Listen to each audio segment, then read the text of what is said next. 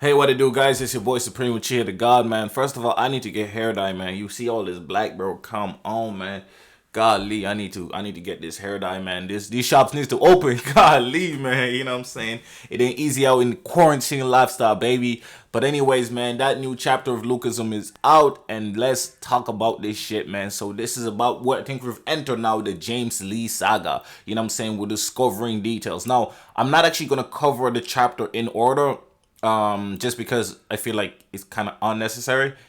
So I'm like, as in order of how exactly it happened, because it kind of flips from one part to the other, aka the Mr. Hong and Choi part versus Gun and Daniel part. So I'm gonna do the Daniel and the Daniel and Gun part after I do the Mr. Choi and Hong part. Okay, so let me begin with Mr.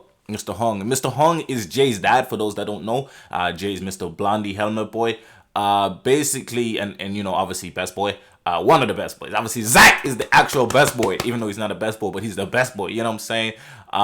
But yeah, so what's interesting about of Jay's dad is he was popping before Choi was, right, before not James Choi. I think I said James Choi by accident. If I said that, my bad. It is Charles Choi. But he was popping before Mr. Choi. He was popping before the chairman, right? He's been out here. He's been making money, and he does it all pretty much legally, right? Now, what he's been questioning Charles Choi's motivations and where he gets his money for a minute now. If you remember, he kind of pulled up on him before already and was like, "Yo, I don't trust what you doing," and he was kind of like sunning him. You know what I'm saying? He's like, "Yeah, I'm like your big brother type shit." You know what I mean? He was like, "Yeah, I do. You listen to what I say." Kind of intimidating him a little bit, like, "Yo, just don't forget that I've been up here. I've been at the top for a long time, and if you doing these illegal activities, I'm gonna have to chop your head off." You know what I'm saying? Because obviously his son is in the school, and he's so is his daughter, and he doesn't want them and other kids affected by these negative situations, aka the four crews. Now, obviously, we know that Charles is in charge of the four crews, and he's the one that gets most of the money from them, right? Now, what's interesting about this is when we find out how that he wasn't always popping. I suppose we kind of knew at some point he wouldn't have been popping, right? But that he went working for a juvenile center and met somebody there, right? It looks like Gun, but that person could be James Lee, right? I think they're trying to tell you it's Gun, but I'm thinking it's either Gun or it's James Lee. It's interesting, but because if you look at the age, it doesn't look like it can be Gun, right? Because Charles visibly looks much older than Gun, right? Looks visibly much older. Now, if you look at Gun's body type and everything, it's similar to Zack's, it's similar to Daniel's, it's similar to all these guys with like crazy abilities. You know what I'm saying? So what's interesting here is that guy can't be Gun, more than likely, just because of the age. Unless Gun is ageless, and that just doesn't seem right because he's the same age as Gook and he's friends with Gook, and he also kind of says that him and Gook are on the same side, not versus the chairman, but they're not always with the chairman, right? That's why DG, them and DG aren't like that close, because DG is one of the prodigies, the chairman's prodigies as well, but Gun and Gook kind of like they have their own thing, you know what I'm saying, and they sometimes go behind the chairman to do their own thing, you know what I'm saying. But it seems like DG doesn't always have that. Now DG seems like a person that's gonna play an important role later as well. DG is the G Dragon lookalike. For those that can't remember, and I feel like this chapter kind of opens up the door that like there's definitely going to be a lot more of these characters coming true, and we're definitely going to discover more interesting things. Now, what's interesting here, so it seems like, right, so I'm just going to call the guy in prison James Lee. It seems like he meets James Lee in jail, right, and from that James Lee maybe is the one fully in charge of the business. You know what I'm saying? From jail or from wherever or from whatever happened. You know what I'm saying? Because from that, Charles popped off. He was looking nerdy and scrubby, and now he's looking good. He's balling. He's a multi-millionaire. You know what I'm saying? He's popping up. Now he's not Jay Hung, like he's not Mr. Hung rich yet, but he's climbing up the ladder. They shoot at each other. Now he shoots at Mr. Hong to kind of threaten him to show like I'm not afraid of you. You know what I'm saying? But he goes around, does it in a roundabout way, right? On the other hand, Mr. Hong doesn't. He was like, I was aiming at you, but I missed. You know what I'm saying? And then it's like people's like, oh, chairman. And I don't know if they meant Mr. Hong chairman or if they meant Mr. Choi chairman, but it's more than likely Mr. Hong chairman. And they run out like trying to, because they heard the gunshot. And obviously Gook just pulls up, glasses ready. And this is one thing I've noticed, because Gook always wears glasses, so I never really paid attention to his eyes.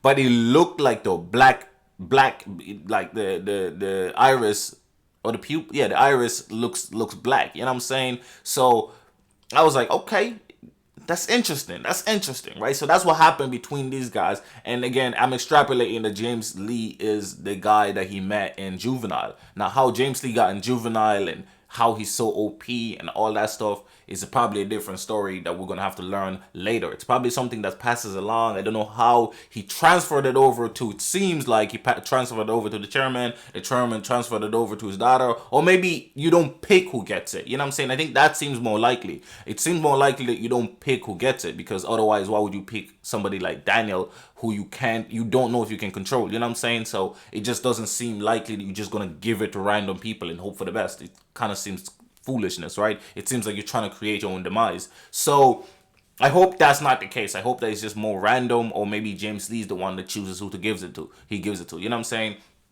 But now we get back to Daniel and Gunn. Obviously, Gunn is whooping ass. You know what I'm saying? Daniel is trying. He's blocking. He's doing bits. But like he gets knocked out by Gunn, who's telling him, dude, stop. Either create the full crews, or like also I have to beat your ass and kill you, or make one of your teammates do it. Because first he initially told him destroy the 4 crews, and now he's telling him to make the 4 crews. You know what I'm saying? So it's like he said destroying it is child's play. You know what I'm saying? I think what he meant by make it is like take it over, like take over the 4 crews by destroying it and taking it over and becoming in charge of it, or something like that. I don't know. It's a bit confusing, because initially he told him destroy the 4 crews. And now he's telling them to create the 4 crews. You know what I'm saying? But Daniel is determined to destroy it because he doesn't want an Olly Wong thing to ever happen again. You know what I'm saying? So that's the interesting part about it. And I think now what we're gonna have to see is Daniel Park's resolve, right? Because again, he hasn't shined quite heavily in a minute. You know what I'm saying? He kind of shined versus for when he was fighting Zack and he was fighting Jerry. Now, Gunn is saying that he bested Jerry, but Jerry dragged the 2 of them over. So I don't get that statement. You know what I'm saying? Like, how did he best Jerry when Jerry won at the end and dragged the 2 of them over? So I mean, he overpowered them for a minute, but he lost, right? Because him and Zack were dragged over by Jerry. So I don't get this statement. Did the author forget? Like, what? I don't know. What do you guys think about that situation? Because I'm kind of confused by those statements. Maybe Jerry said that he would have lost. I don't know. Like, I don't get it. But anyway, he was fighting. Fighting Daniel and kind of telling him stuff at the same time. Like, yo, I'm not really that impressed by you. You know what I'm saying? But I don't want to harm you too much, because you're gonna be the head one day. And this is important. He says that you're going to be the head. So he's going to be the new chairman. So does that mean that James Lee decides who's the next chairman regardless of what happens? You know what I'm saying? And then it looked like Gunn is like, you know what? I don't think you deserve it. So I'm going to just kill you instead. You know what I'm saying? So it's like interesting. How come? So it seems like Gunn's body has nothing to do with James Lee technically, right? But people that get that body are like destined to be way superior than even Gunn. Right? So maybe that's why he's like, let me kill him now while he hasn't reached his potential to be the head yet. You know what I'm saying? I'm not 100% sure. It's kind of all over the place in terms of explanation in this chapter. I'm hoping the next few chapters will, expand upon these thoughts and really make it clearer. You know what I'm saying? Because right now it's a little bit hazy just getting the information and it's like information diarrhea. You know what I'm saying? So it's interesting. It's very interesting. I think that Daniel then, you know what I'm saying, he's just like, nah, bro, I'm not gonna let what happened to Ollie Wong happen to any of the people I know. I'm not gonna let any of that shit happen ever again. I'm not gonna let that shit happen. You know what I'm saying? I'm gonna make sure that I stop this shit. So when he gets knocked out, he wakes up, he kind of goes, he wakes up, but this time his eyes are black. And if you look at Gun's eyes, the all is black. If you look at Gook's eyes, they seem like the all is black as well. So is that the awakening of the James Lee power? Like, I'm not 100% sure. Or is he unconsciously strong again? But shouldn't Gun still be stronger than that? I don't know. I guess we're gonna find out. It's kind of like when Eli slightly overpowered Gun for a brief moment, right? This might be that moment for Daniel. Now I can't see Daniel skipping over not being able to beat Jerry and obviously not being able to beat Jake to beating Gun. So Gun has to win, but I just wonder what's going to happen in the next few chapters. Is he just going to be impressed by him? Is Gun just going to be impressed by him enough to be like, you know what, I'll tell you. Because you tell him, if you can make the 4 crews, I will tell you information about James Lee. Either that or forget about James Lee. You know what I'm saying? So it's interesting. There's just so many questions from this chapter, which obviously makes it a really good chapter because it's letting us know the stuff that we've been wondering for years now of reading this goddamn webtoon. You know what I'm saying? For years, we haven't really got a lot of information on how Daniel's body came to be.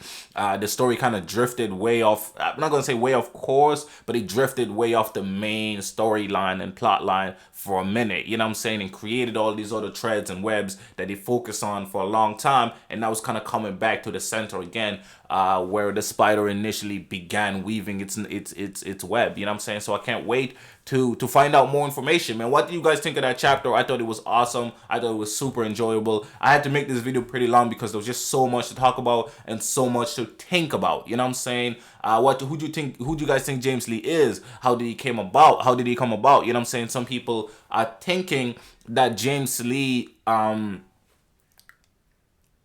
something to do with Hong, sorry, not Hong, Mr. Hong and the Choi as well. You know what I'm saying? As in both of them. So Choi is Crystal's father, and Hong is Jay's father. Now some people are thinking Crystal might be Daniel's sister. I don't believe that. I really don't see it happening because I think there's supposed to be a romance between Crystal and Daniel, and I just don't see the author doing the incest route in any way or even hinting at it or anything like that, even if it's not known.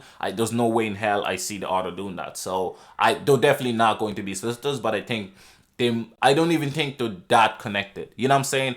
I don't see them being connected, to be honest. I think that the connection is James Lee, and James Lee maybe is the key figure here, and discovering who he is might be the key thing. James Lee himself might be Daniel's father, but he's definitely not related to Choi. You know what I'm saying?